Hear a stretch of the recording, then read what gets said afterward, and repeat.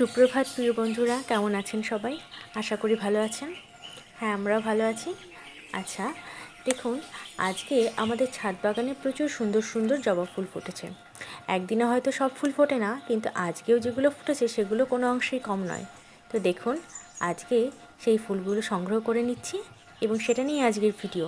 যদি আপনাদের ভালো লাগে তাহলে লাইক, কমেন্ট, শেয়ার করবেন, আমাদেরও ভালো লাগবে। তো দেখুন, এই যে একটি সুন্দর জবা ফুল তুলে নিলাম। খুবই সুন্দর কালেকশান। এগুলো সবই ইউনিক। এগুলো সাধারণত সব জায়গায় পাওয়া যায় না। অনেক খুঁজে খুঁজে সংগ্রহ করেছি আমরা। দেখুন, এই যে ছোট্ট একটি জবা ফুল তুলে নিচ্ছি। এটা খুবই প্রিয় আমার। একদম কুঁচকে হয় ফুলটা। এর আগে হলুদ জবাও তুলে নিয়েছি। আর একটা ছোট্ট ফুল তুলে নিচ্ছি।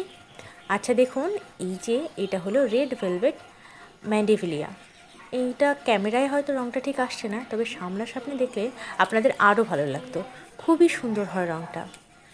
এগুলো কিছু ফুল তুলে নিচ্ছি, রেখে দিলাম সাজিতে। দেখুন, সাজিটা কিন্তু ভরে যাচ্ছে আস্তে আস্তে।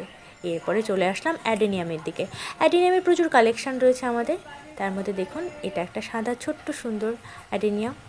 এখন অ্যাডেনিয়ামের শেষের পথে, কারণ সামনে শীতকাল আসছে। এই সময় অ্যাডেনিয়ামের ডরমেন্সি পিরিয়ড থাকে। এরপরে আবার যখন শীতের শেষ হবে, তখন আবার অ্যাডেনিয়াম বাগান কিন্তু ফুলে ফুলে ভরে উঠবে। অনেক রঙের অ্যাডেনিয়াম, অনেক ধরনের অ্যাডেনিয়াম রয়েছে আমাদের কাছে। তো দেখুন, এরপরে এই যে লাল একটা অ্যাডেনিয়াম তুলে নিয়েছি, এটাও কিন্তু খুবই সুন্দর। আসলে প্রত্যেকটা ফুলই সুন্দর, কোনো ফুলই কোনো অংশে কম নয়।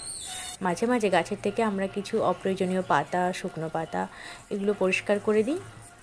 এরপরে দেখুন, সবশেষে একটি ছোট্ট গোলাপ তুলে নিচ্ছি। গোলাপও এখন ছোট্ট ফুটছে। এরপরে সামনের শীতকাল আসলে গোলাপ আরও বড় হতে শুরু করবে। তো দেখুন, আমার সাজিটা ফুলে ভরে গেছে। কেমন লাগছে বন্ধুরা জানাবেন। ধন্যবাদ।